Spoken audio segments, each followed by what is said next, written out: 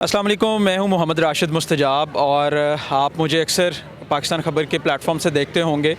आज हम मौजूद हैं फैज़ अमन मेला में और हमारे साथ मौजूद हैं फ़ारूक सुहेल गोइंदी साहब। आज इनसे बहुत मज़े की बातें हम करने जा रहे हैं। आप अगर इनकी फ़ेसबुक वॉल, सोशल मीडिया के प्लेटफॉर्म्स पे देखते हैं तो वहाँ पे आजकल एक बड़ा मज़े का वर्ड यूज़ कर रहे हैं, गोइंदी की मंडली। तो आज हम इनसे पूछने जा रहे हैं कि ये गोइंदी की मंडली है क्या, कितने सालों से ये मंडली लग रही है और इसमें क्या होता है। मैं आपको यहाँ पे ये भी बताता चलूँ कि मैं चूँकि यहाँ पे काफ़ी देर से मौजूद हूँ, तो यहाँ पे थोड़ी देर पहले उस्मान पीरज़ादा साहब भी मौजूद थे, अमना मुफ्ती साहबा भी मौजूद थी, जावेद इकबाल कार्टूनिस्ट जो हैं वो भी मौजूद थे, अयूब गौरी यहाँ पे, मतलब काफ़ी लोग यहाँ पे आए हुए थे और गोइंदी साहब के साथ बैठ के उनके साथ सवाल जवाब कर रहे थे, बातें कर रहे थे। तो मैं गोइंदी साहब की तरफ अब चलता हूँ। सर, कितने साल से आप फैज़ अमन मेला में आ रहे हैं और क्या आपने तब से लेकर अब तक तब्दीली देखी है? देखें, 37 साल हो गए हैं फैज़ मेला को, बल्कि 40 हो गए हैं, अब शायद 37 हुए हैं। 87 में पहला हुआ था ओपन एयर थिएटर में और साथ अलहमरा के हाल भी बुक थे, गज़ल की महफ़िल भी जहाँ थी। तो एक तो ये फैज़ मेला ये होता है, एक हम भी करते हैं जो पॉलिटिकल एक्टिविस्ट थे, और उसके करता धरता मैं और फ़ारूक तारक हैं और मुख्तलिफ़ लोग और भी शामिल हो जाते हैं उसमें।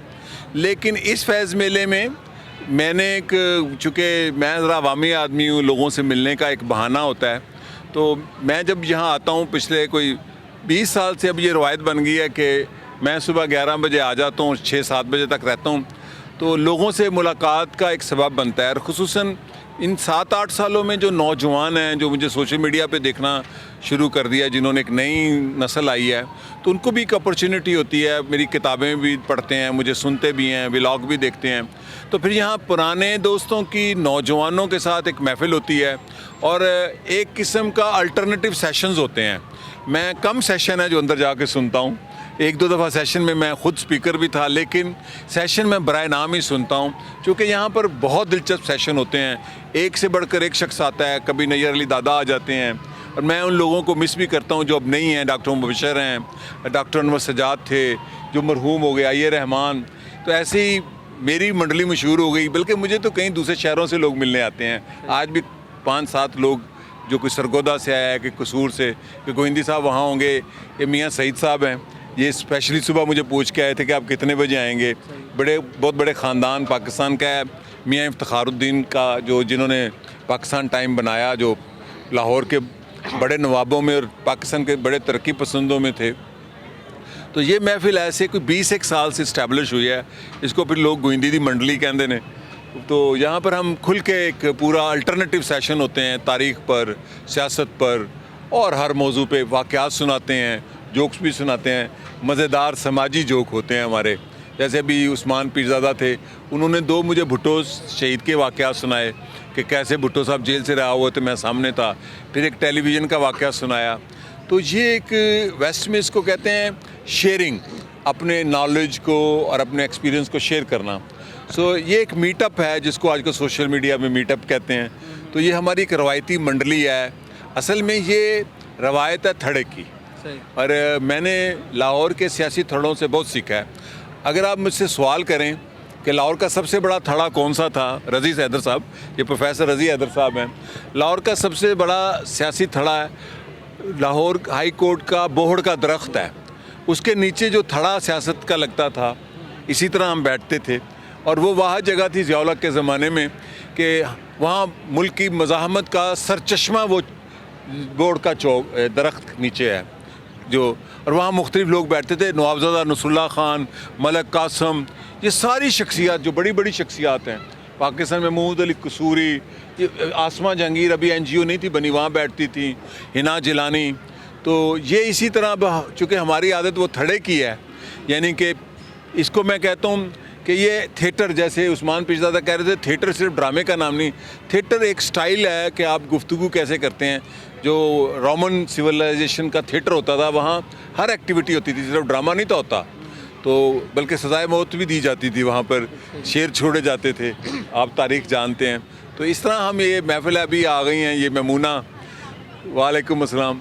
तो ये सारा दिन महफ़िल चलती है शाम तक, जहाँ पर 2 इवेंट ऐसे हैं, एक फैज़ मेला दूसरा एलएलएफ जब से शुरू हुआ है, तो एलएलएफ के सेशन में तो हमारा कोई ख़ास ताल्लुक़ नहीं है, वो वैसी सोसाइटी से डिसकनेक्टेड है।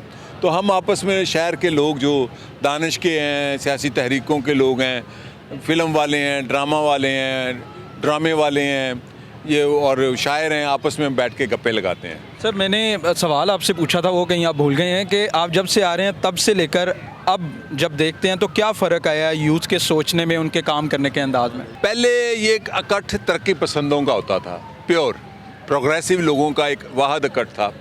होते होते अब ये कॉरपोरेट स्टाइल का मेला बन गया है, और ये अच्छा है, इसके अंदर भी अवामियत तो है ना। अगर हम ना आएंगे तो शायद अवामियत कम हो जाए या ना हो। तो मेले के दो रुख हैं, एक सेशन के अंदर, एक सेशन के बाहर। तो ये बड़ा रंगीन होता है, ये फ़र्क है। खाना पीना बहुत हो गया है, एक फेस्टिविटी हो गई है, गोलगप्पे खाए जाए। मतलब मैं साल में वाह दिन है भटूरे खाता हूँ यहाँ आके, और दोस्तों को भी दावत देता हूँ। सही। आप सवाल करेंगे? ਪਹਿਲੀ ਗੱਲ ਤਾਂ ਹੈ ਕਿ ਬੜਾ ਚੰਗਾ ਲੱਗਿਆ ਕਿ ਰਵਾਇਤੀ ਤੌਰ ਤੇ ਅਸੀਂ ਫਿਰ ਅੱਜ ਗੋਇੰਦੀ ਸਾਹਿਬ ਦੀ ਮੰਡਲੀ 'ਚ ਹਾਜ਼ਰ ਹਾਂ। ਲੇਕਿਨ ਮੈਂ ਤੁਹਾਡੇ ਕੋਲ ਪੁੱਛਣਾ ਚਾਹੁੰਦਾ ਵਾਂ ਕਿ 87 ਤੋਂ ਬਾਅਦ 88 99 ਇਹ ਜਿਹੜਾ ਬੜਾ ਕ੍ਰਿਟੀਕਲ ਸ਼ਾਇਰਾਂ ਅਦੀਬਾਂ ਦਾ ਅਤੇ ਇੰਟਲੈਕਚੁਅਲਾਂ ਦਾ ਦੌਰ ਸੀ, ਅਤੇ ਇਹ ਜਿਹੜੇ ਮੇਲੇ ਠੇਲੇ ਬਾਗ ਜਨਾਹ 'ਚ ਹੁੰਦੇ ਸਨ, ਉਹ ਸਫ਼ਰ ਗੋਇੰਦੀ ਸਾਹਿਬ ਅਤੇ ਅਲਹੰਬਰਾ ਵਿੱਚ ਜਿਹੜਾ ਮੁੰਤਕਿਲ ਹੋਣ ਦਾ ਸਫ਼ਰ ਹੈ, ਅਤੇ ਉਹ ਆਵਾਮੀ ਕਲਚਰ ਜੁਬਲੇਸ਼ਨ ਢੋਲ ਢਮੱਕੇ ਤੁਹਾਡੇ ਇਰਦ ਗਿਰਦ ਜਿਹੜੇ ਸਿਆਸੀ ਕਾਰਕੁਨ ਅਦੀਬ ਸ਼ਾਇਰ ਬੈਠੇ ਹੁੰਦੇ ਸਨ, ਅਤੇ ਉਹਦਾ ਹੋਰ ਹੀ ਕੋਈ ਜ਼ੌਕ ਸ਼ੌਕ ਹੁੰਦਾ ਸੀ। ਅਤੇ ਤੁਹਾਡੇ ਕੋਲ ਲੋਕ ਪੁੱਛਦੇ ਵੀ ਸਨ ਗੋਇੰਦੀ ਸਾਹਿਬ ਹੁਣ ਕੀ ਬਣੇਗਾ, ਅੱਗੇ ਕੀ ਬਣੇਗਾ। ਲੇਕਿਨ ਹੁਣ ਅਸੀਂ ਆ ਕੇ ਦਰੋ ਦੀਵਾਰ ਵਿੱਚ ਮੁਕੱਯਦ ਹੋ ਗਏ। ਅਤੇ ਫੈਜ਼ ਸਾਹਿਬ ਤੇ ਉਰਦੂ ਦੇ ਅਦੀਬ ਸਨ, ਅਤੇ ਸਾਰਾ ਉਹਨਾਂ ਨੇ ਅਦਬ ਉਰਦੂ 'ਚ ਲਿਖਿਆ। ਅਤੇ ਮੈਂ ਵੇਖਿਆ ਇਹ ਜਿਹੜਾ ਹੁਣ ਅਸੀਂ ਅਦਬ ਵੇਖ ਰਹੇ ਹਾਂ, ਉਹਨਾਂ ਦੇ ਆਪਣੇ ਖਾਨਦਾਨ ਵਾਲੇ ਵੀ ਇੰਗਲਿਸ਼ 'ਚ ਗੱਲਾਂ ਕਰਦੇ ਨੇ। ਅਤੇ ਉਹ ਚਿਹਰੇ, ਉਹ ਸਿਆਸੀ ਵਰਕਰ ਜਦੋਜਹਿਦ ਵਾਲੇ, ਉਹ ਸ਼ਾਇਰ ਅਦੀਬ ਜਿਨ੍ਹਾਂ ਨੇ ਮਜ਼ਹਿਮਤ ਦੀ ਸ਼ਾਇਰੀ ਕੀਤੀ ਸੀ, ਤੇ ਤੁਹਾਡੇ ਇਰਦ ਗਿਰਦ ਬੈਠੇ ਹੁੰਦੇ ਸਨ। ਮੈਨੂੰ ਉਹ ਸਿਆਸੀ ਵਰਕਰ, ਉਹ ਸਿਆਸੀ ਕੈਡਰ ਨਜ਼ਰ ਨਹੀਂ ਆ ਰਿਹਾ। ਮੈਨੂੰ ਇਹ ਟਿਕਟਾਕ ਵਾਲੇ ਇਹ ਵੀ ਚੰਗੇ ਨੇ, ਕੋਈ ਗੱਲ ਨਹੀਂ, ਇਹ ਵੀਲੌਗ ਵਾਲੇ ਅਤੇ ਸੋਸ਼ਲ ਮੀਡੀਆ ਵਾਲੇ ਬੱਚੇ ਨੇ ਜਿਹੜੇ, ਉਹ ਜ਼ਿਆਦਾ ਨਜ਼ਰ ਆ ਰਹੇ ਨੇ। ਅਤੇ ਮੈਨੂੰ ਕਿਤਾਬ ਨਾਲ ਜਿਹੜਾ ਰਗਬਤ ਇਹਨੂੰ ਘੱਟ। ਅਤੇ ਹੁਣ ਮੈਂ ਵੇਖ ਰਿਹਾ ਸੀ ਅਤੇ ਡਰਾਮਾ ਵਾਲਾ ਬੈਠਾ ਸੀ, ਉੱਥੇ ਜ਼ਿਆਦਾ ਰਸ਼ ਸੀ। ਅਤੇ ਮੈਨੂੰ ਲੱਗਿਆ ਕਿ ਜਿਹੜੀ ਜ਼ੇਨੀ ਅਫਸਰਦਗੀ ਹੈ ਨਾ, ਉਹ ਲੋਕਾਂ ਦੀ ਹਲੇ ਵੀ ਤਸ਼ਦਗੀ ਬਾਕੀ ਹੈ। ਇਸ ਜ਼ੇਨੀ ਜਿਹੜੀ ਅਫਸਰਦਗੀ ਹੈ, ਇਹ ਜਿਹੜੀ ਮਾਯੂਸੀ ਜਿਹੀ ਹੈ, ਅਤੇ ਲੋਕਾਂ ਦੇ 'ਚ ਕੋਈ ਐਂਟਰਟੇਨਮੈਂਟ ਕੋਈ ਨਹੀਂ ਹੈ। ਉਹ ਖੁੱਲ੍ਹਣ ਮਿਲਣ ਵਾਲੀ ਜਿਹੜੇ ਦਬੇ ਦਬੇ 'ਤੇ ਗੱਲ ਕਰਾਂ ਕਿ ਨਾ ਕਰਾਂ, ਪਤਾ ਨਹੀਂ ਕੀ ਜਵਾਬ ਦੇਗਾ। ਸਲਾਮ ਕਰਾਂ ਕਿ ਨਾ ਕਰਾਂ, ਸਲਾਮ ਦਾ ਜਵਾਬ ਦੇਗਾ ਕਿ ਨਹੀਂ ਦੇਗਾ। ਕੋਈ ਸਿਆਸੀ ਗੱਲ ਪੁੱਛ ਲਾਂ ਕਿ ਨਾ ਪੁੱਛਾਂ, ਪਤਾ ਨਹੀਂ ਲੜਨਾ ਪਵੇ। ਅਤੇ ਜਿਹੜਾ ਇਹ ਜਿਹੜਾ ਟੈਂਪੋ ਸਾਡਾ ਸੀ, ਇੱਕ ਟੋਲਰੈਂਸ ਦਾ ਜਿਹੜਾ ਸੀ ਕਲਚਰ ਸੀ ਨਾ, ਜਿਹੜਾ ਇੱਕ ਰਵਾਇਤੀ ਰੰਗ ਸੀ, ਉਹ ਗਾਇਬ ਹੋ ਗਿਆ ਗੋਇੰਦੀ ਸਾਹਿਬ। ਅਤੇ ਤੁਸੀਂ ਬੜੇ ਮੁਤਹਰਕ ਹੋ ਪਾਕਿਸਤਾਨ ਵਿੱਚ, ਕੀ ਤੁਸੀਂ ਲਾਹੌਰ ਵਿੱਚ ਪੂਰੇ ਬੜੇ ਟ੍ਰੈਂਡ ਦਿੱਤੇ ਇਸ ਜਿਹੜੇ ਪ੍ਰੋਟੈਸਟ ਦੇ ਕਲਚਰ ਸਨ, ਤੁਸੀਂ ਉਹ ਕੀਤੇ।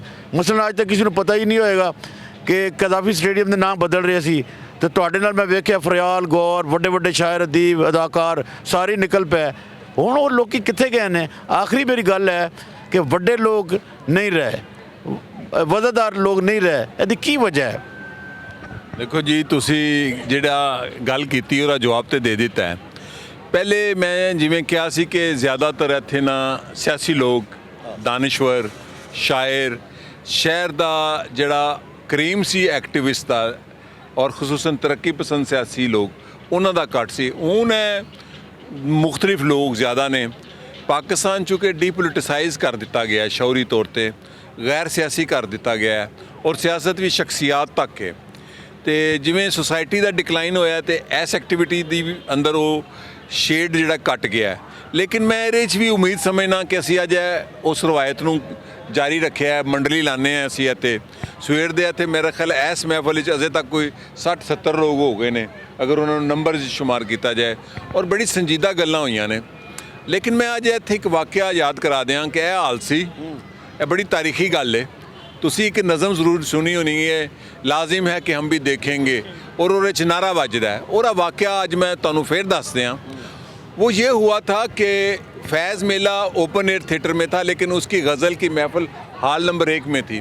इकबाल बानो आई तो पूरा हाल सियासी कारकुनों से भरा हुआ था, लेफ़्ट के और पीपल्स पार्टी के, और हम सारे लोग जेलों से, किलों से कूड़े खाकर नए नए रिहा होना शुरू हुए थे। जुनेजो दौर आ चुका था, थोड़ी सी डेमोक्रेसी थी, ज़िया-उल हक अभी ज़िंदा था। तो गज़ल उसने जब गाई, एक गाई, दो गाई, जब उसने गाई लाजिम है कि हम भी देखेंगे जब तख्त गिराए जाएंगे तो मेरे पीछे ताज गिराए जाएंगे, तो मेरे पीछे 3-4 बड़ी गज़ल सुनने वाली मॉडर्न सी ख़वातीन बैठी थी। मैं 17-18 साल का नौजवान, 20 साल का नौजवान हूँगा। तो मैंने नारा लगाया इनकलाब, आगा नवीद मरहूम थे, मैंने कहा तुम जवाब देना। तो उन्होंने कहा आराम से गज़ल सुनो, ये गज़ल की महफ़िल है। तो मैंने उसको डांट के कहा चुप होए, गज़लां सुनना आई हो। तो फिर मैंने नारा लगाया, तो वो जो तबले वाला था उसने मेरा नारे का साथ दे दिया और उसने तबला बजाया, नारा और गज़ल हुई और वो गज़ल रिकॉर्ड हो गई। वो गज़ल जो है गीत, वो वाला नारे वाला, हिंदुस्तान के अंदर जो नक्सलबाड़ियों की तहरीक है, कम्युनिस्टों की, अरुंधति राय कहती है कि नक्सलबाड़ियों का वो इनकलाबी तराना वो नारे के साथ है। मतलब मेरे अब्बा जी को नहीं था पता, मैंने घर में गया, उन्होंने स्पीकर रखे हुए थे 15-20 साल, कहते हैं मैनू बड़ी पसंद है। मैंने कहा अब्बा ये नारा तो मैं लवाया सी, आगा नवीद मेरे नाल सी, इनकलाब जिंदाबाद। तो वो जब ताज उछाले जाएंगे तो वो उस गाने का हिस्सा बन गया। तो ये वो रवायत हम ज़िंदा रखे हुए हैं इंशाल्लाह। हम जद्दोजहद पे यकीन रखते हैं और हम कई सवाल करते हैं। मैं अहमद साहब कोई सवाल करना चाह रहे हैं। ਲਾਲਾ ਫਾਰੂਕ ਸਵਾਲ ਬੜਾ ਨਾ ਸਿੱਧਾ ਜਿਹਾ ਹੈਗਾ। ਇੱਕ ਤਾਂ ਤੁਹਾਡੀ ਮੰਡਲੀ ਲੱਗੀ ਹੈ ਇੱਧਰ, ਦੂਜੀ ਪਾਕਿਸਤਾਨ ਦੇ ਅੰਦਰ ਮੰਡੀ ਲੱਗੀ ਹੋਈ ਹੈ, ਠੀਕ ਹੈ ਨਾ, ਜਿਹੜੀ ਮੰਡੀ ਲੱਗੀ ਹੋਈ ਹੈ। ਅੱਛਾ ਪੁੱਛਣਾ ਹੁਣ ਇਹ ਹੈਗਾ ਕਿ ਗਲੋਬਲ ਪੋਲਿਟਿਕਸ ਦੇ ਅੰਦਰ ਆਲਮੀ ਜਿਹੜੀ ਸਿਆਸਤ ਹੋ ਰਹੀ ਹੈ ਸਾਡੇ ਇੱਧਰ, ਉਹ ਸਿਰਫ ਬਿਆਨੀਏ ਦੀ ਕਾਮਯਾਬੀ ਰਹਿ ਗਈ ਹੈ, ਡਿਵੈਲਪਮੈਂਟ ਦੂਜੀ ਚੀਜ਼ਾਂ ਕੀ ਬਹੁਤ ਪਿੱਛੇ ਰਹਿ ਗਈਆਂ ਨੇ, ਕਿ ਹੁਣ ਡਿਵੈਲਪਮੈਂਟ ਜਿਹੜੀ ਵੀ ਹੋਏਗੀ ਉਹ ਬਿਆਨੀਆ ਹੀ ਤਸ਼ਕੀਲ ਕੋਈ ਪਾਏਗਾ ਤੇ ਫਿਰ ਹੀ ਨਵੀਂ ਸਿਆਸੀ ਕੋਈ ਡਿਵੈਲਪਮੈਂਟ ਹੋਇਆ ਕਰੇਗੀ। ਕਿਉਂਕਿ ਦੇਖੋ ਨਾ ਇਸ ਵਾਰੀ ਬਿਆਨੀਏ ਦੀ ਜਿੱਤ ਹੋਈ ਹੈ। ਉਸ ਬੰਦੇ ਨੇ ਸ਼ਾਇਦ ਆਪਣੇ 3 ਸਾਲਾਂ ਦੇ ਅੰਦਰ ਕੁਝ ਕੰਮ ਇੰਨੇ ਵੱਡੇ ਨਹੀਂ ਕੀਤੇ, ਲੇਕਿਨ ਉਹਨੇ ਇੱਕ ਬਿਆਨੀਆ ਦਿੱਤਾ, ਇੱਕ ਤਸ਼ਕੀਲੇ 9 ਹੋਈ ਹੈ ਮਾਸ਼ਰੇ ਦੇ ਅੰਦਰ। ਇਸ ਦੇ ਬਾਰੇ ਤੁਸੀਂ ਗੱਲ ਕਰੋ। ਤੇ ਜਿਹੜਾ ਪੁਰਾਣਾ ਬੰਦਾ ਹੈ, ਪੁਰਾਣੇ ਬਿਆਨੀਏ ਵਾਲਾ, ਉਹ ਫਿਰ ਮੰਡੀ ਲਾ ਕੇ ਬੈਠਾ है। देखें, एक बड़ी अहम बात है, रात घर जाते हुए मैं सोच रहा था, जब मैं अकेला होता हूँ तो ये सवाल ख़ुद उठाता हूँ और ख़ुद जवाब देता हूँ।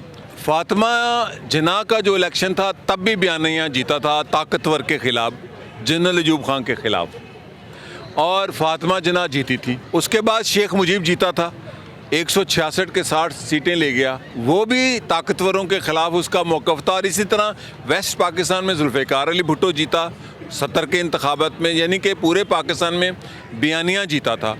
भुट्टो साहब हालांकि अयूब खान के वज़ीर थे, लोगों ने अयूब खान के वज़ीर को कबूल नहीं किया, उस भुट्टो को कबूल किया जो अयूब खान के ख़िलाफ़ खड़ा हो गया। इसी तरह शेख मुजीब का बयानिया जीता।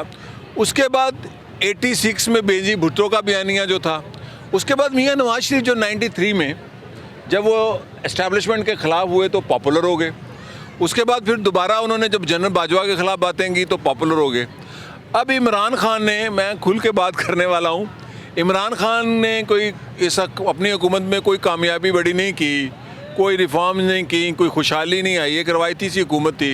करप्शन वर्शन को मैं नहीं मानता, लेकिन उसका जो मौक़िफ़ है, लोग उस मौक़िफ़ के साथ हैं। लोग हमेशा इस स्टेटस के सिस्टम को तोड़ना चाहते हैं, यानी कि लोग गलत नहीं होते।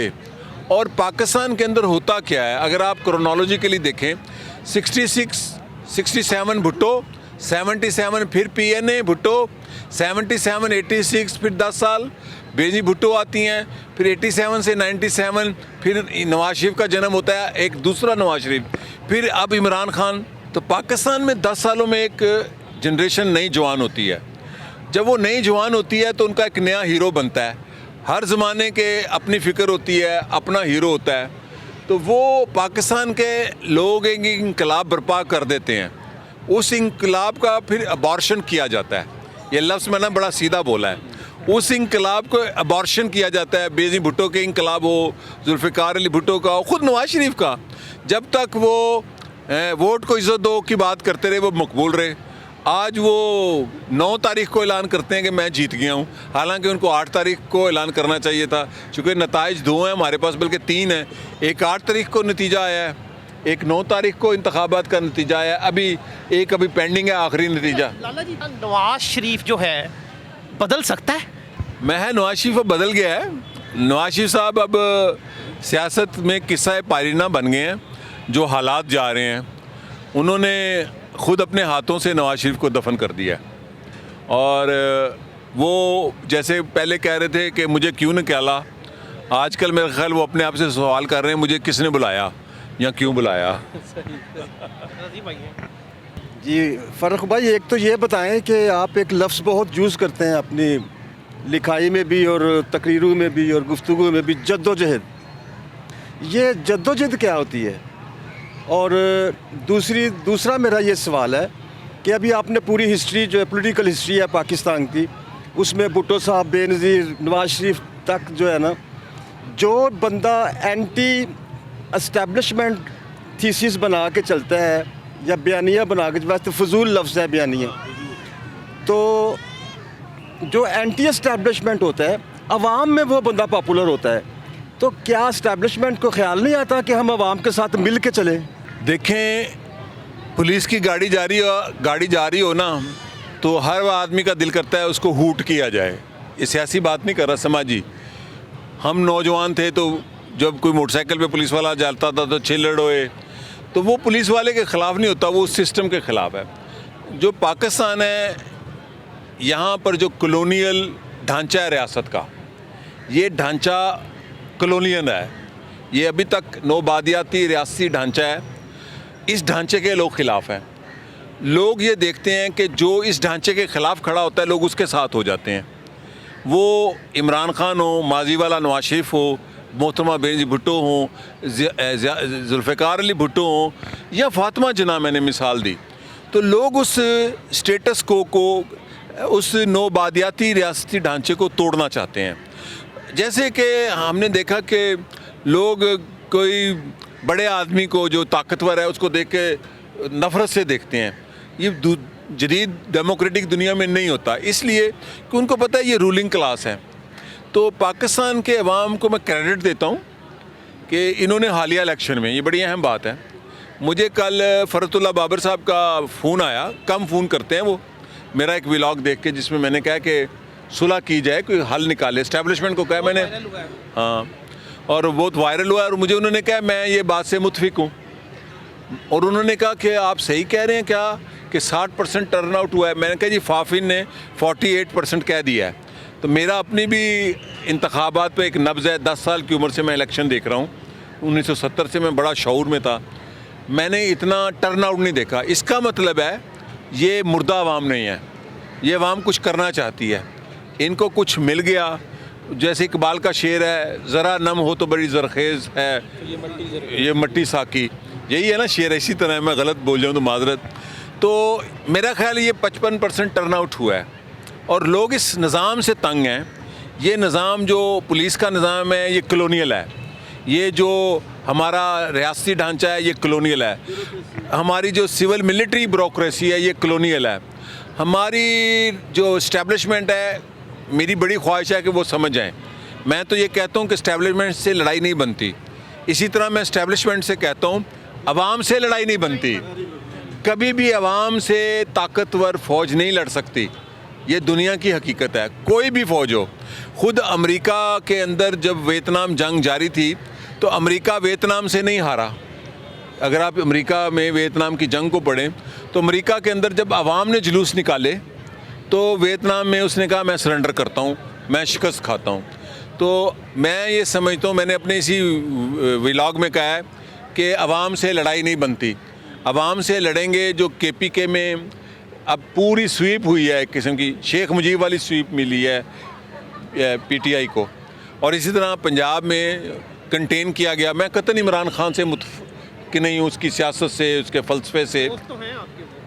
देखें, दोस्त मेरे तो परवेज़ रशीद भी हैं, दोस्त मेरे पीपल्स पार्टी के भी हैं, तो दोस्त की बात नहीं करता, मैं असूल की बात करता हूँ। दोस्त मेरे जमात इस्लामी वाले भी हैं, फरीद पराचा साहब मेरे दोस्त हैं, मैं दोस्तों की बात नहीं करता, मैं हमेशा असूल का आदमी हूँ।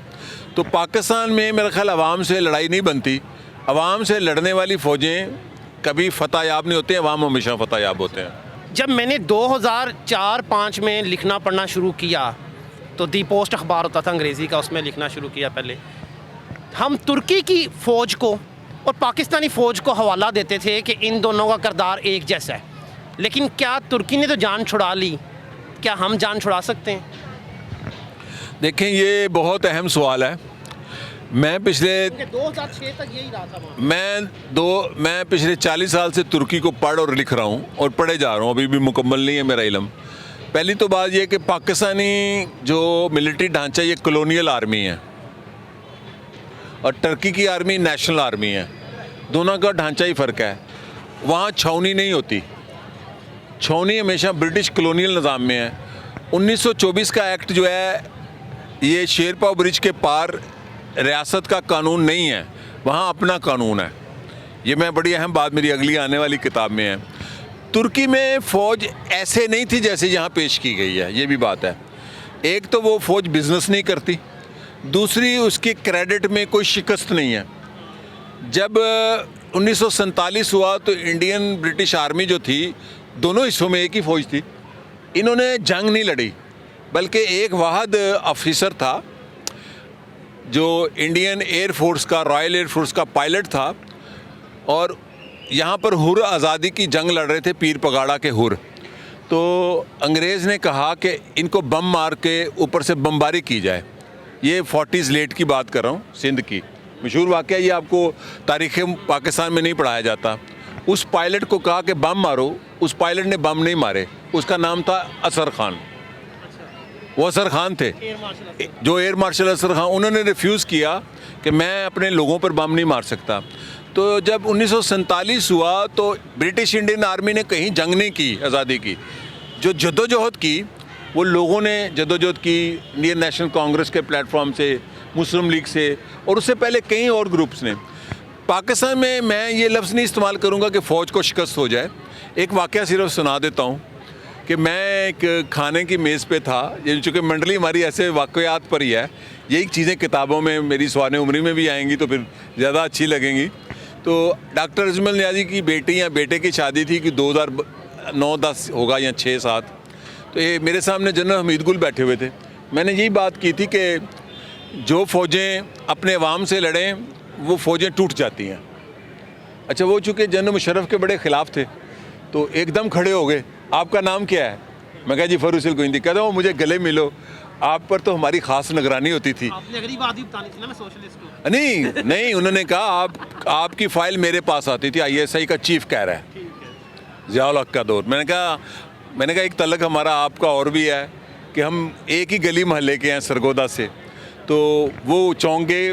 बात यह है कि मैं अभी भी कहता हूँ कि फ़ौज से भी लड़ाई नहीं बनती, फ़ौज से अवाम को नहीं लड़ना चाहिए, क्योंकि अपनी फ़ौज है। फ़ौज को तो अवाम से बिल्कुल लड़ना ही नहीं चाहिए। उसकी वजह यह है कि ये जो प्रॉब्लम बन गया हुआ है हमारे मुल्क में कि पाकिस्तान फ़ौज के सर पर खड़ा है, पाकिस्तान किसानों के सर पर खड़ा है। ये मैं ख़ास स्पेसिफिक कह रहा हूँ। यहाँ दूसरे नंबर पर वो तारकीन वतन नहीं आते जो ब्रिटिश यूरोपियन पासपोर्ट होल्डर, जो 12 अरब डॉलर आता है या 10 अरब, वो मिडल ईस्ट के पाकिस्तानी पासपोर्ट होल्डर लेबर का आता है, मज़दूरों का। तो पाकिस्तान किसान के सर पे खड़ा है, सरप्लस गंदम, सरप्लस भैंस, सरप्लस चिकन, हर चीज़। पाकिस्तान में फूड जितनी वाफर है जो सेंट्रल एशिया तक स्मगल होती है, गंदम, भैंस, गाय, तो पाकिस्तान फ़ौज के सर पर नहीं खड़ा। जो तुर्की की फ़ौज का सियासी किरदार था और वो उन्होंने रूल आउट किया, मिनिमम किया, लेकिन हमारे इधर स्टिल कायम है अभी तक। देखें, तुर्की के सियासतदानों ने भी किरदार बहुत बड़ा किया है ना, ये भी तो आप देखें ना। तुर्की की सियासी जमातें, हमारी आज की सियासी जमातें उनके पाँव की खाक भी नहीं है। हमारी सियासी जमातें, मेरे लिए बड़े काबिल एहतराम है बिलावल भुट्टो, मुझे तो बहुत एहतराम से मिलते हैं, मैं उनसे बड़ा हूँ, लेकिन उनसे एक एंकर सवाल कर रही थी इलेक्शन जीतने के बाद, आसफा भुट्टो हुकूमत में क्या दुआ लेंगी? व्हाट अ नॉनसेंस यार, ये सवाल है कोई? आप पूछें 12 करोड़ औरतों के लिए क्या करेंगे, ले तो लेंगी वो, मतलब कोई लाजमी है कि आसफा भुट्टो उदा ही लें? तुर्की में कभी आपने अर्दवान के बेटे बेटियों को हुकूमत में ऐसे आते देखा है? यहाँ वरासत ऐसे चलती देखी है? ये गलत बात है वरासत। फिर इसका जवाब दिया जाता है। मैं अभी शहबाज शरीफ का इंटरव्यू सुन रहा था, एक जी हमज़ा ने बड़ी जद्दोजहद की है बाप के लिए, मरियम ने बड़ी जद्दोजहद की अपने बाप के लिए, अजी उनका हक बनता है। सियासी कारकुन मुझे ये दलील देते थे, और चूँकि उन्होंने दुनिया नहीं पढ़ी होती, मसालें तुर्की की देते हैं। क्या तुर्की में अता तुर्की किसी औलाद नस्ल को आपने देखा जिसने मुल्क जंग से लड़के या अदनान मेंदरस के किसी बेटे बेटी को देखा? बात ये नहीं है कि हम ये कहते हैं ना आएँ, तो हम इश्यूज़ पॉलिटिक्स के अवाम नहीं रहे। जालब ने तो आज से 30 साल पहले कहा था कि पैर नंगे हैं बेनज़ीरों के, हर बिलावल है। तो ये बड़ी सिग्निफिकेंट बात है। अब लोग इसको ले लेंगे किसी भी सियासी जमात के, नून वाले, पीपल्स पार्टी, नहीं जी दलील मुझे देने लग जाएगा वो मिडिल क्लास का बंदा, तो अनु नहीं पता। तो हम एक फ्यूडल समाज में रहते हैं, देवी देवता के समाज में रहते हैं, हम लीडरों के लिए जीते हैं, जबकि दुनिया में लीडर लोगों के लिए जीते हैं। जी सर, वो अभी आपका जो रिसेंट वीलॉग है इलेक्शन एनालिसिस पे, उसमें आपने एक जुमला बोला है कि मैं इमरान खान से कहूँगा कि एक कदम पीछे हट जाएं। मैं चाहती हूँ आप इस जुमले को ज़रा अनफोल्ड करें। देखिए, मैंने पहले कहा कि मुझे मेरे इस व्लॉग के बाद फ़रतुल्लाह बाबर साहब का बड़ा लंबा फ़ोन आया। वो ज़्यादा फ़ोन नहीं करते, और उन्होंने कहा मैं आपके मौक़िफ़ से 100% मुत्फिक हूँ।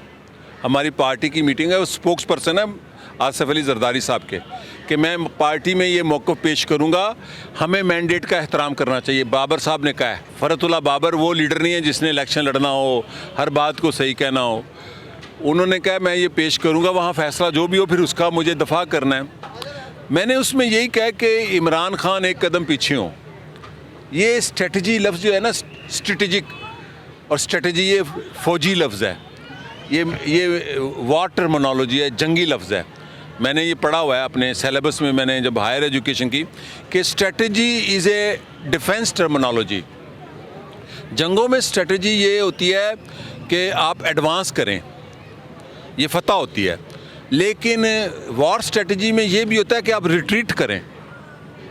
जैसे सुलेमान अली शान ने 1600 कितना था या 1500 कितना सन मुझे भूल जाते हैं, जब वियना पर उसने सीज की, 2 या 3 सीज की, तीसरी सीज पे वो रिट्रीट कर गया, वापस चला गया, चूँकि वियना में सारे यूरोपियन हुक्मरान इकट्ठे हो गए, हुकूमतें, कि हम ऑटोमन एम्पायर के ख़िलाफ़ आखिरी जंग करेंगे।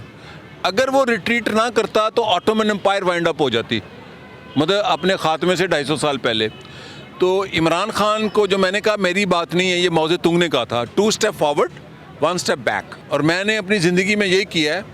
मैं ज़रा और खुल के गल करना, मेरे साथ जितने जद्दोजहद करने वाले थे, मैं आज भी जद्दोजहद में हूँ बग़ैर सियासी जमात के। मेरे साथ जद्दोजहद करने वाले जो मेरे से ज़्यादा दलेर थे, सारे जद्दोजहद छोड़ चुके हैं, चूँकि वो फोर फ्रंट पर जाके एडवेंचरिस्ट हुए। उसके बाद नाकामी हुई, कोई डेनमार्क चला गया, कोई का मुर्शद साढ़े कोल नहीं होंदी। मैंने हज़रत अली का एक कॉल पढ़ा है जो मेरा बिलीव है, योर एग्जिस्टेंस इज़ ब्रेवरी। अच्छा, एग्जिस्टेंस अपने उसी नज़रिए के साथ है। मैं तो बरमला, अभी इस्लामाबाद में बड़ा सेंसिटिव फोरम है, ब्लैक होल, वहाँ एक नौजवान ने मेरे से यही सवाल किया, तुर्की मेरा मौजू था, कि फ़ौज के ख़िलाफ़। मैं क्या फ़ौज के ख़िलाफ़ नहीं लड़ना चाहिए। अच्छा, फ़ौजी भी सुन के हैरान हो गए होंगे। मैंने कहा ये डिफीटेबल नहीं रही अब, क्योंकि आप डिक्टेटर को हरा सकते हैं, ज़िया-उल हक को हरा सकते हैं, मुशर्रफ को हरा सकते हैं, याया को, अयूब खान को। अब ये इंस्टीट्यूशन बहुत फैल गया है, तो लड़ाई waste of energy and waste of your time है। सियासी लोगों को शौरी तहरीक चलानी चाहिए, तालीम, डेवलपमेंट, एजुकेशन, सियासी जमातें मुनज़्ज़म, बयानियाँ, खाली बयानियाँ नहीं, अमल। मैंने इमरान खान को 2009 में कहा कि आपकी जमात पॉपुलर होने वाली है, मशहूर वाक़या है उसके घर। तो गेट तक मेरे साथ बहस करते आए, लड़ते आए। मैं कहा पार्टी बना लो, आप पॉपुलर के पार्टी तो है। मैं कहा नहीं, पार्टी आपकी नहीं है, आप देखें पार्टी तितर बितर हुई है। ये तो वोटर है उसके साथ, ये तो वोटर उसके साथ ना खड़ा हो तो पार्टी तो है ही नहीं। पार्टी जो थी वो 2022 को टूटी, 2 दफ़ा 2 जमातें बनी। उसके बाद पार्टी उन्होंने इलेक्शन कमीशन ने तोड़ी, उनको बल्ला ना देके पार्टी को कंटेन किया गया ना। किसने पार्टी ज़िंदा रखी है? अवाम ने, वोटर ने। अब जो 8 फरवरी के नतीजे हैं, तो अब इमरान खान को हिकमत अमली के तहत सुलह हुदैबिया करनी चाहिए। सुलह किससे? पार्टियों से या इस्टेब्लिशमेंट से? 2 अलग चीज़ें। सुलह देखें, सुलह ये होता है कि 1 स्टेप बैक जब आप जाते हैं तो कई महाज़ों पर जाते हैं, कई महाज़ों पर पीछे जाएं, कोई अर्ज नहीं है। और ऐसी देखिए, अब ये बड़े अहम सवाल हैं। दुनिया के अंदर जिस लीडर ने भी कामयाबी हासिल की है, उसकी मजबूत सियासी जमात थी। जुल्फ़िकार अली भुट्टो का मैं आशिक हूँ अभी तक, लेकिन जुल्फ़िकार अली भुट्टो कामयाब नहीं हुए। अब लोग नाराज़ हो जाते हैं। हर घर में ज़िया उल हक ज़िंदा है अमली तौर पे। ज़िया उल हक का फ़लसफ़ा ज़्यादा प्रवेल कर रहा है। जुल्फ़िकार अली भुट्टो की पार्टी गई, भुट्टो शहीद गए, बेनज़ीर बेटी गई, बेटे चले गए, पार्टी सुकड़ गई। क्यों? जुल्फ़िकार अली भुट्टो शहीद ने एक बड़ी शानदार बात की थी इफ़ आई एम असैसिनेटेड में, और ये इफ़ आई एम असैसिनेटेड 7/10 की कोठरी में लिखी थी। इमरान खान से ज़्यादा ख़तरनाक कोठरी थी। सज़ाए मौत के मुंतज़िर भुट्टो साहब लिखते हैं, आज मैं 7/10 की फांसी की कोठरी में इसलिए मुकीद हूँ कि मैंने एक तारीख़ी गलती की कि मैंने दो तबकों की मफाहमत की कोशिश की, गरीब और अमीर की। ये एक यूटोपियन ख्वाब था और मैं अपने इस तजर्बे की बुनियाद पर मार्शल लॉ का कैदी और सज़ाए मौत का मुंतज़िर हूँ। भुट्टो साहब ने जो पार्टी बनाई वो 72 में आके तोड़ना शुरू कर दी उन्होंने। जब हयात टम्मन से आबदा हुसैन, बड़े बड़े जागीर, जिसने जुल्फ़िकार अली भुट्टो पे गोली चलाई सादिक हुसैन कुरैशी ने, उसको वज़ीर आला बना दिया। वही पार्टी फिर भुट्टो साहब को छोड़ गई। फिर एक नई पार्टी जन्म ली जो नए लोगों की जदोजहद वाली थी, नुसरत भुट्टो। नुसरत भुट्टो से तो मैं कहता हूँ उस किरदार को तो इस मुल्क के सियासी मुफक्किरीन ने और उसकी पार्टी ने कभी जिक्र ही नहीं किया। तो जो पार्टी बनाना है ना, हमेशा लीडर कौन कामयाब हुआ है? महातिर मोहम्मद कामयाब हुआ है। वो एक कॉर्नर किया गया लीडर था अपनी पार्टी में, उसको गांव में धकेल दिया गया, फिर उसने पार्टी बनाई। आदम मलिक कौन होते थे उनकी पार्टी के, फिर वो कामयाब हुए और उन्होंने मलेशिया को बदला। और सबसे बड़ी मिसाल अतातुर्क की है। उन्होंने एक सियासी जमात बनाई तुर्की को बदलने के लिए, जंगों में जंग से मुल्क बनाया जद्दोजहद करके, और सियासत के लिए पार्टी बनाई। उसका नाम है जमहूरी खल्क पार्टी, जो आज भी तुर्की की सबसे बड़ी दूसरी पार्टी है, यानी हमेशा से वो मौजूद है। कई जमातें पॉपुलर हुई, उस पार्टी ने पूरा तुर्की बदल दिया। क्या पीपल्स पार्टी मुनज़्ज़म है? क्या पीटीआई मुनज़्ज़म है? क्या क्या मुस्लिम लीग मुनज़्ज़म है? सारी जमातों के दफातर उनके घरों में हैं। पीटीआई का दफ्तर उनके घर में बनीगाला में, पीपल्स पार्टी का दफ्तर उनके घर में, नवाज शरीफ की पार्टी का दफ्तर उनके घर में। सेक्रेटेरिएट ही कोई नहीं है। जवाब पेश कर देंगे, अच्छा गरीब लोग ही करते हैं, मेरे साथ बहस करते हैं, तो उन्होंने नहीं पता जी। असल में they don't want to establish the institution. ये जो बात इन्होंने टर्की की, पहले टर्की को पढ़ लें कि पॉलिटिकल पार्टीज़ का आप सेक्रेटेरिएट देखें ना, जो उन्होंने रिसोर्सेज डेवलप किए हैं खुद। ये अल हमरा छोटा है उनकी पार्टियों के दफ्तर से। वापडा हाउस, उनकी सियासी जमातें इतनी मुनज़्ज़म है, यू कैन नॉट इमेजिन। और उनका जो पार्टी का कन्वेंशन होता है, जैसे आपके फेक किस्म के, अब पीटीआई को कह रहे हैं जी आपकी पार्टी रजिस्टर नहीं है, उनका कन्वेंशन में जब लोग इलेक्ट होते हैं वो कौमी इलेक्शन से ज़्यादा मुश्किल है। मेरा ख्याल इमरान खान को अभी भी चाहिए कि वो अपनी पार्टी बनाएं। उनको दो काम करने चाहिए, अपनी पार्टी को मॉडर्न पार्टी बनाएं, तब्दीली की, मेरिट पर पार्टी बनाएं। मतलब उनकी बहनों से ज़्यादा उनकी पार्टी के कारकुनों को आना चाहिए टीवी पे। ये इस चीज़ के मैं ख़िलाफ़ हूँ, बहनें बात कर रही हैं। कभी आपने सुना कि अमेरिका का कोई जब कोई ज़ेरे अताब ट्रंप आता है तो उसकी बेटी आई हो? ऐसे नहीं होता। तो हमारा ये ट्राइबल फ्यूडल कल्चर है कि वो बाप बेटा बेटी आ जाते हैं, जेल भी काट लेते हैं, जैसे होता है, फिर उसको कैश भी कराते हैं। इमरान खान को एक पार्टी बनाना चाहिए, दूसरा 1 स्टेप बैक जाना चाहिए, ज़रूरी है। ये हिकमत अमली है। मर जाना एडवेंचरिज्म है, ज़िंदा रहना कामयाबी है। अच्छा सर, आपसे एक और रिक्वेस्ट है। हमेशा ही मतलब आपने माशाल्लाह से 17 साल की उम्र से अगर भुट्टो साहब पे लिखी है और उसके बाद में फिर आपने लोग दर लोग में आपकी पर्सनालिटी की थोड़ी बहुत झलकियाँ नज़र आती हैं, फिर आपने इमरान खान साहब पे, अब आपसे रिक्वेस्ट भी है और ये भी पूछना चाह रही थी कि कब अपनी बायोग्राफी का तोहफ़ा हमें दे रहे हैं? देखें जी, मेरी बायोग्राफी जो होगी ना वो मेरे इर्द गिर्द के लोगों की होगी, और वो मेरा ख्याल अगले साल तक मेरी ख्वाहिश है कि मैं ले आऊँ अपनी बायोग्राफी। Thank you. वो मैं पीछे पड़ जाऊँगी। अरे सर, आपने अभी बात की है इस्टेब्लिशमेंट की और आवाम की लड़ाई की। अब यहाँ पे जो किरदार आता है सुलह करवाने वाला, वो सियासतदान ही होता है, लेकिन हम यहाँ पे देखते हैं कि सियासतदान सिर्फ अपनी बारी के इंतज़ार में बैठे होते हैं। जब उनको बारी मिल जाती है तो सब कुछ आमीन, जब उनको रिजेक्ट कर दिया जाता है तो वही उसके मुखालिफ बयानियाँ। तो ये सुलह करवाएगा कौन फिर? देखें, सुलह हो सकती है।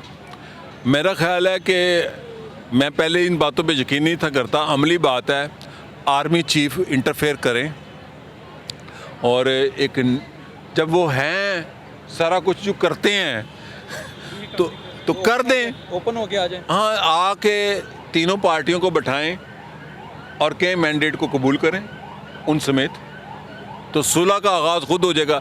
ये बात यूटोपियन है, ये बिल्कुल एक तख़य्युलाती बात है। मैंने विलाग में कहा, आप पस मंज़र में तो करते हैं, बयान भी देते हैं जमहूरियत मजबूत करें, लोगों ने वोट डालें, तो आप सुलह भी करा दें, कोई हर्ज नहीं है, मुमकिन है। अच्छा सर, आप दुनिया घूमते हैं, इतने सारे मुल्कों में जाते हैं, वहाँ पे ज़ाहिर बात है आप सिर्फ उनके सियासी निज़ाम या दूसरी चीज़ें नहीं देखते, आवाम से भी पाला पड़ता है। वहाँ जो लोग, जो यूथ आप देखते हैं, उनकी आवाम और उनके लोगों की सोच में और हमारे पाकिस्तानियों की सोच में आप क्या फ़र्क देखते हैं? हम क्यों नहीं आगे बढ़ पा रहे? देखिए, मैं फिर वो बात करूँगा, हमारा समाज, हम फ्यूडल कल्चर नीचे तक आ गया है। फ्यूडल कल्चर लोग ये समझते हैं अमीर होने को। हर आदमी कहता है मैं दुरुस्त हूँ। आप पाकिस्तान के सारे तजिया नगार सुन लें, वो जुमला करेंगे, मैं आपको एक ऐसी बात बताने वाला हूँ जो किसी ने नहीं की। आप अमेरिका, यूरोप के टेलीविज़न चैनल खोलें, वो कहते हैं I think, I may be wrong. ये चॉम्स्की भी बात करे तो ऐसे करता है। ये जो अथॉरिटेटिव फ्यूडल ट्राइबल बिहेवियर है, ये हमारी सोसाइटी में नीचे तक आ गया है। मोटरसाइकिल वाला चाहता है कि 60 की स्पीड है यहाँ लिखी, वो कहता है 120 मेरे मीटर पे है, मैं किसी तरह 140 पे चला लूँ। Abuse of power. ये सिर्फ रूलिंग क्लास का कल्चर बर्बाद नहीं हुआ, ये नीचे तक है। मैं गाड़ी 60 की स्पीड पे शेरपा ब्रिज पे चलाता हूँ कि वहाँ लिखा है 60, वो मेरी हिफाजत के लिए लिखा है, कानून के एहतराम में नहीं चलाता मैं कानून ने मेरे तहफ़्फ़ुज़ के लिए वो 60 किलोमीटर लिखा हुआ है। आ जाए। तो पीछे से हारन दे के 100 की स्पीड में बंदा आ रहा होता है। ये है वो फ्यूडल कल्चर बिहेवियर। हम समझे बैठे हैं कि हम दुनिया के सबसे ज़हीन लोग, कामयाब लोग हैं, बस अमेरिका हमारे ख़िलाफ़ है, उसका कसूर है, सारा कसूर अमेरिका का है। नहीं, मेरा ख्याल ज़्यादा कसूर हमारा है। साम्राज्य का कम कसूर है, हमारा अपना ज़्यादा कसूर है। क्या अमेरिका हमें तालीम दिलवाने में रुकावट है? ये खामखा की दलीलें रुकावट है, कोई रुकावट नहीं है। ये जो श्रीलंका है 100% लिटरेसी है, अमेरिका वहाँ क्यों नहीं रुकवा सका? तुर्की नेटो का मुल्क है, हम तो नेटो के रुकन ही नहीं हैं, अमेरिका का ज़्यादा इत्तेहादी है, वहाँ 100% लिटरेसी रेट है। तो तालीम हासिल की जाए तो मुल्क बदलेगा। अच्छा सर, आप यूनिवर्सिटियों में भी जाते रहते हैं, पाकिस्तान में भी आपके लेक्चर्स होते हैं, वहाँ पे भी जाके यूथ के साथ आपका पाला पड़ता है। यहाँ पे भी आप आज इस फैज़ अमन मेले में भी देखें तो वो सारा कल्चर, उनके पहनावे, सारी चीज़ें, उठना बैठना देख के और खर्चे देख के, क्या आपको नहीं लगता कि ये सारी चीज़ें सिर्फ एक स्पेसिफ़िक क्लास के लिए कर दी गई हैं और जो गरीब आवाम थी या वो लोग थे, उन तक ये चीज़ें पहुँच ही नहीं पाती हैं, शऊर पहुँच ही नहीं पाता? देखिए, शऊर का ताल्लुक़ तालीम से है। लोगों को तालीम दें और रियासत तालीम दे और बुनियादी तालीम दे। ये एमफिल पीएचडी कोई चीज़ नहीं होती। ये तो एक बिल्कुल एक फजूल खर्ची है ऐसे समाज में जो वहाँ पे लोगों को बुनियादी तालीम ही नहीं हासिल।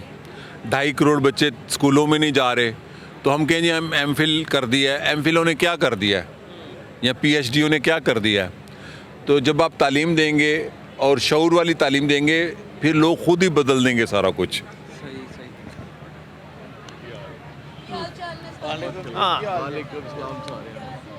ਸਾਡੇ ਸਾਰਿਆਂ ਵੱਲੋਂ ਤੁਹਾਡਾ ਕੀ ਹਾਲ ਹੈ?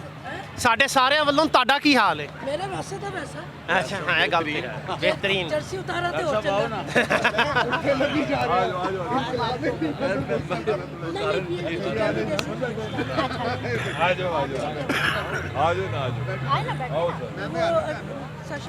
अब लाला, सबसे बड़ी बात ये है कि कहते हैं कि अगर कोई दोबारा मिसाके जमहूरियत हो भी जाता है, लेकिन आप इस फ़ौज का किरदार आउट नहीं कर सकते, क्योंकि जो उनका इकनॉमिक इंटरेस्ट डेवलप हो चुका हुआ है, सोसाइटी में, मुल्क के अंदर, क्योंकि इस सूरत में जब तक अब उनका इकोनॉमिक इंटरेस्ट आउट नहीं होता तो आप उनका पॉलिटिकल इन्फ्लुएंस भी आउट नहीं कर सकते।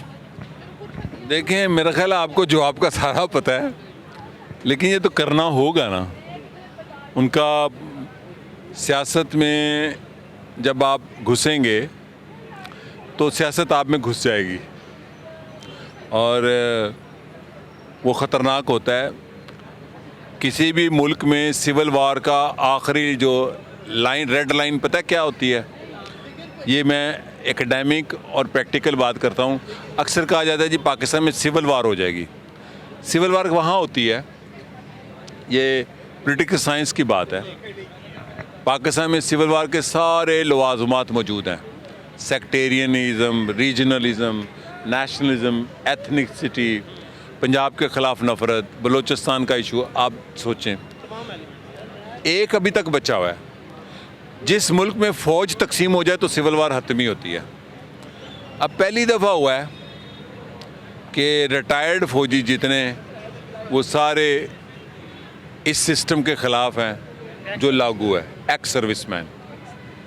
और फ़ौजियों के फैमिली जो हैं, जो सर्वे आए हैं, वो सारे पीटीआई के साथ हैं और सिस्टम पीटीआई के ख़िलाफ़ है।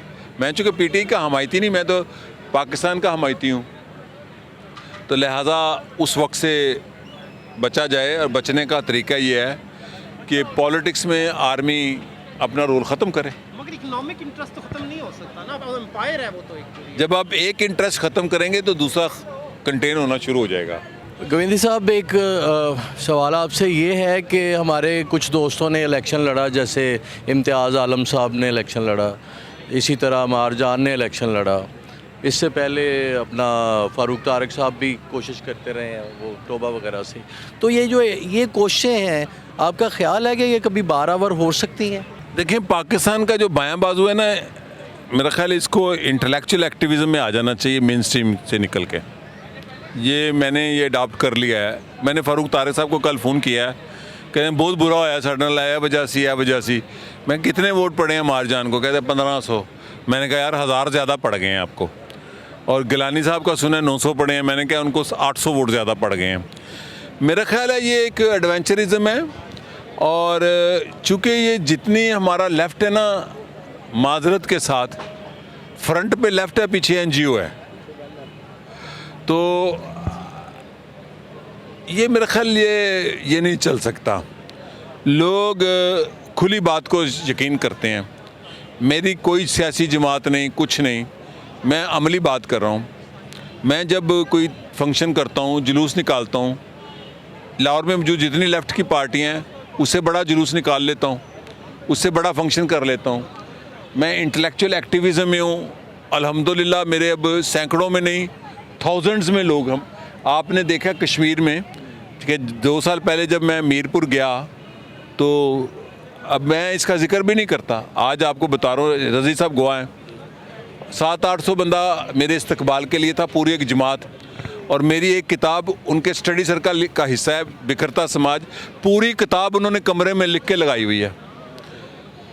चूँकि मैं आज़ाद हूँ इस जमाती डिसिप्लिन से, फ़िक्र की, मैंने फ़ारूक तारिक को भी कहा लिखने पढ़ने का काम शुरू कर दें, तजर्बे बड़े हो गए हैं। इस मुल्क में अभी बीज भी नहीं बना, आप बीज के बगैर ही फसल काटना चाहते हैं, तो अभी तो बीज बनाना है हमें। तो ये वो मरला है अभी बीज बनाने का। अच्छा, कहते हैं जी सारा लेफ़्ट इकट्ठा हो जाए तो कुछ हो जाए, सारा भी हो जाए तो कितने क्या हैं? ये भी एक अजीब ही स्टेटमेंट है। वो कितने गए? देखिए, 3 मेन स्ट्रीम की पार्टी हैं, पीपल्स पार्टी है, नून है और पीटीआई है। ये रियलिटी है, हम उनसे मुतफिक हो ना हो, ये एक रियलिटी है। तो अब इसमें हमारा रास्ता क्या है? या तो हम इन किसी जमात में चले जाएं, वहाँ जो थोड़ी बहुत दानिशवरी कर लें, कहीं कर सकते हैं, कहीं नहीं कर सके। बेहतरीन तरीका है कि हम इंडिपेंडेंटली इंटेलेक्चुअल काम, फ़िक्री काम करें अवाम में। मीडिया हमारे पास है, वो ज़माना अच्छा भी है। हमारे पास मोबाइल है, उसमें अखबार भी है, टेलीविज़न चैनल भी है, आपका मैगज़ीन भी है, आपकी हर चीज़ है उस मोबाइल में। पहले हमें बयान देना पड़ता था।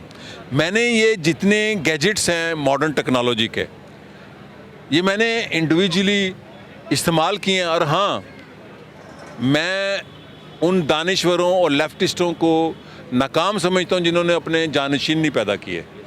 ये उन्हीं ख़ानदानी मौसीकारों वाला काम है जो अपने शागिर्द नहीं पैदा करते।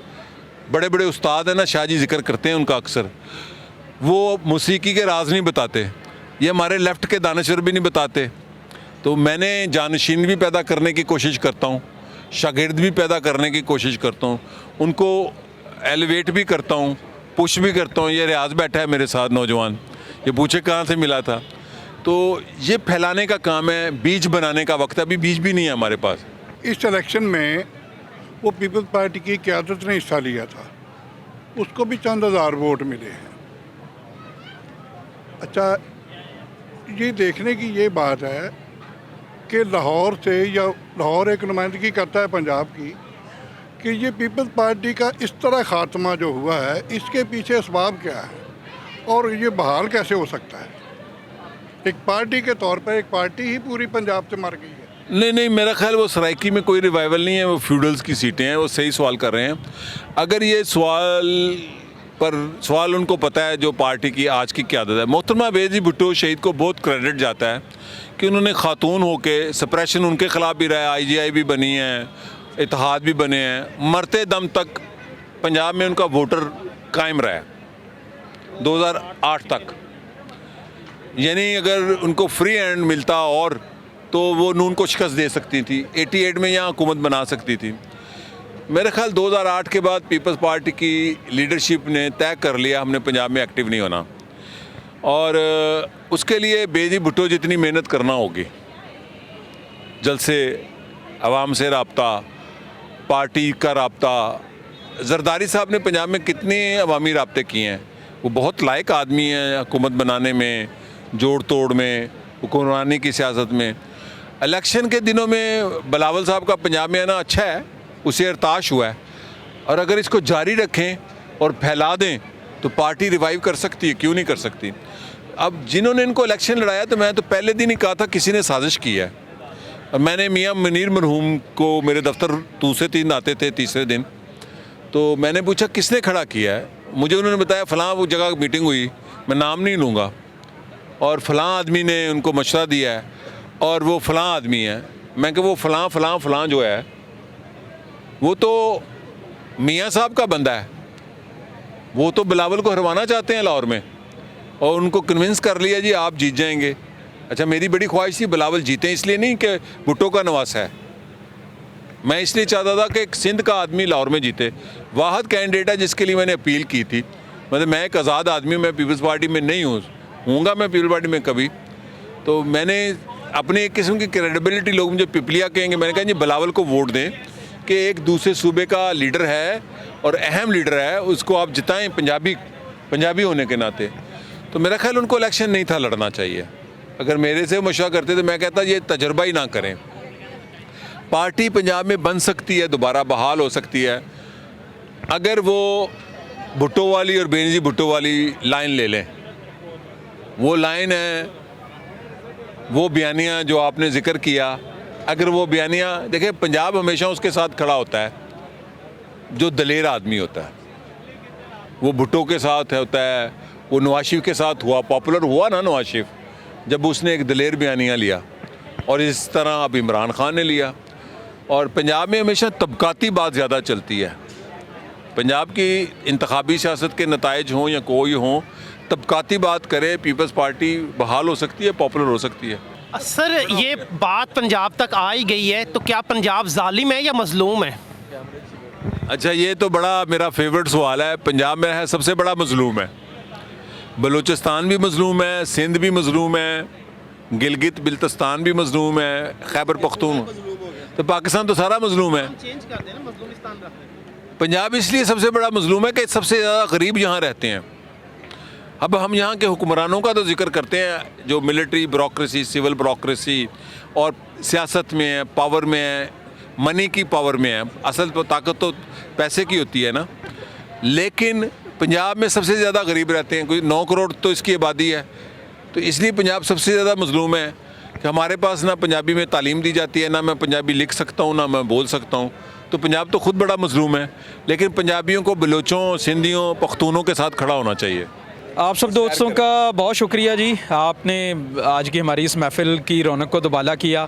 तो बाकी अब मेरा ख्याल है कि सब लोगों को ज़रा घूमना फिरना चाहिए और थोड़ी सी रौनक भी मेले की देखनी चाहिए। अब हम एक चक्कर लगाएंगे और मंडली कहीं और लगेगी। ये थोड़ी सी फॉर्मल कर ली थी हमने मंडली, क्योंकि हाँ तो बड़े लोग आते हैं, इसमें आते हैं जाते हैं। तो मैं मुश्ताक शाह साहब भी आ गए हैं, आ रहे हैं जा रहे हैं, तो हम थोड़ा सा घूमे फिरेंगे और मंडली को ज़रा और अवामी कर देंगे। शुक्रिया जी।